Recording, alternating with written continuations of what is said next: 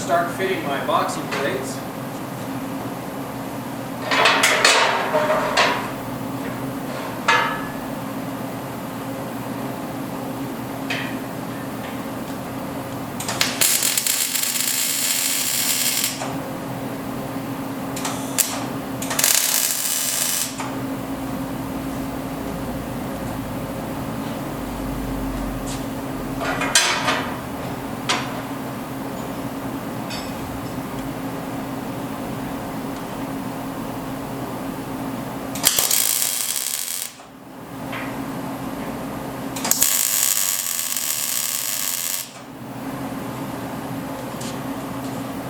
Now I'll fit the boxing plates on the other side. You can see that this helps to capture the crossmember, make the frame assembly stronger.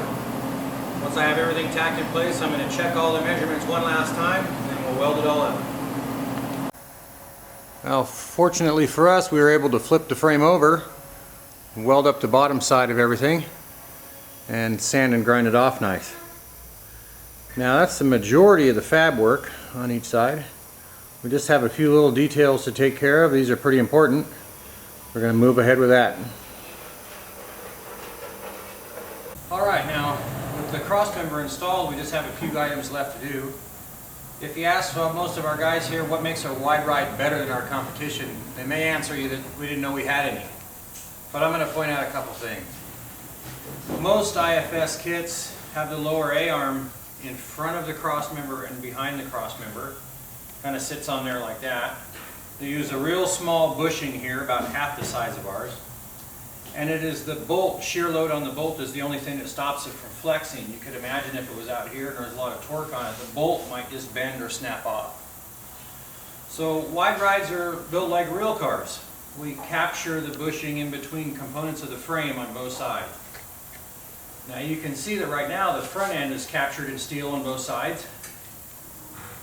We got to tap this in a little bit. We want a nice tight fit.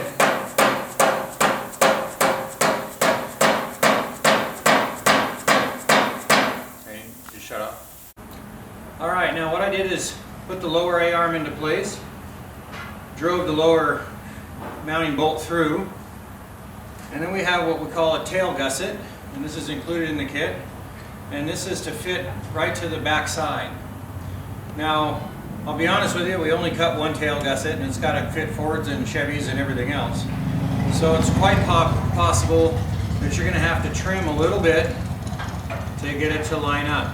So just hold it up where you need it to go, mark where you need to trim it, and we'll fit it back on. Alright, now once you get your tail gusset to fit, I'm just going to snug this nut up by hand for now and tack weld this into place.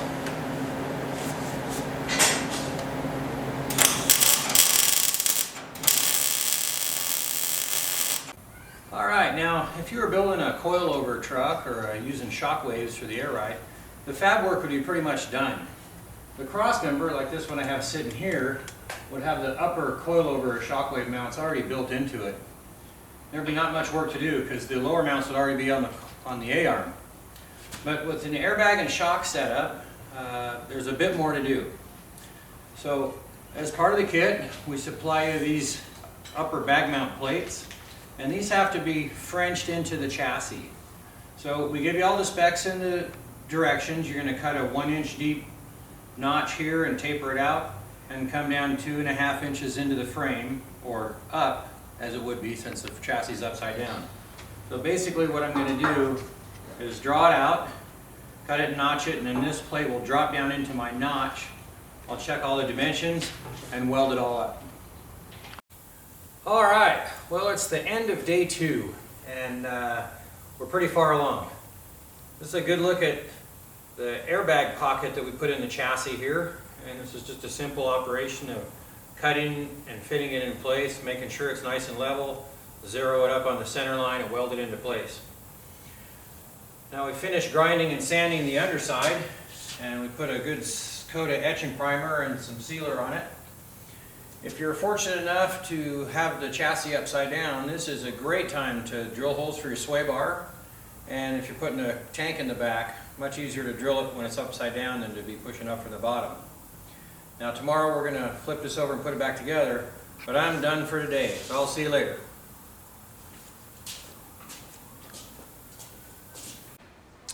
Now on the driver's side we have the short line, and it goes in pretty much the same way. Feed it in from the back. A little wiggle up under the cross member. Get it lined up and thread it into the fitting. Maybe.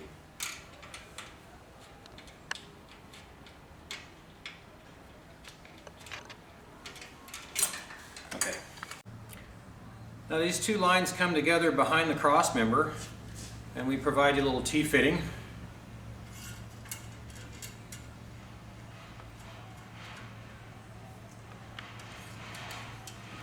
You just connect your lines back here, and this is going to set right into the chassis like so. You can come out of the back of your T and run back to your brake system. Alright, now the brake hose is a Teflon braided stainless steel hose. Use the factory style banjo washer. We put the banjo bolt, one washer on. Banjo bolt goes through the end of the hose, and then another washer. These two become the seal as they crush into place. This end bolts into the caliper.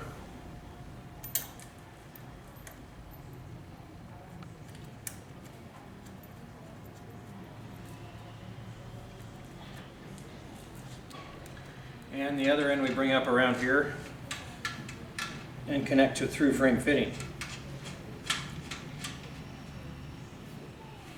Just like that.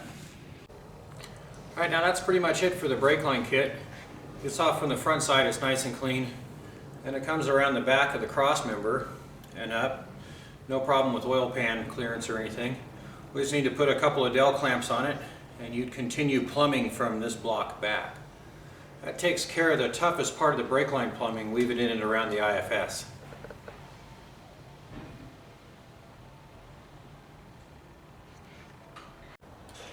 Alright, well it is the morning of day 4 on our project, and we're pretty much wrapped up. We ran some fuel lines and put a tank in the back, we ran some air lines, got everything adjusted and tightened up, and we're ready to send it on its way. So we're going to pull back here and I'm going to give you an overview of the whole thing, and we're going to highlight some of the little spots for you. Now up in the front here we talked about running the airline into the chassis, and this is a good little trick. Rather than a grommet, you can slide a piece of 3/8 fuel line on top of your airline. It'll protect it as it runs down the inside of the rail. Now back here with the bag installed and the airline run around, you can see that we looped it around the back. Then we tuck it into the frame rail with a grommet and run it forward. This tucks in behind the boxing plate.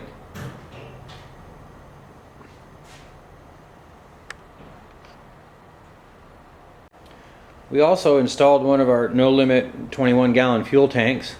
This is set up for a side fill. It's a carbureted assembly, so we have a standard fuel out. As you can see, our fuel line that runs around the back there. And to fit in a side fill tank, we have to notch into the top of the chassis to allow access for the fill pipe. Here you can see the fuel line that we ran. It's a 3/8 aluminum. We like to use these rubber style Adele clamps. Seem to deal with the vibration on street units better. And here you can see our air line coming out from behind the boxing plate, and we just run these up the rail parallel.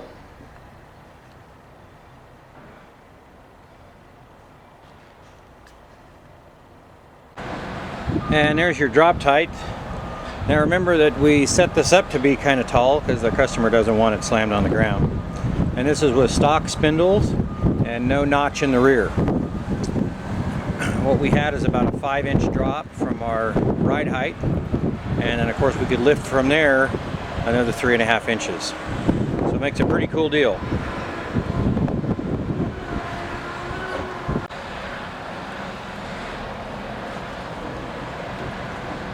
And there's your drop tight. Now remember that we set this up to be kind of tall because the customer doesn't want it slammed on the ground. And this is with stock spindles and no notch in the rear. What we had is about a 5-inch drop from our ride height, And then of course we could lift from there another 3.5 inches. So it makes a pretty cool deal.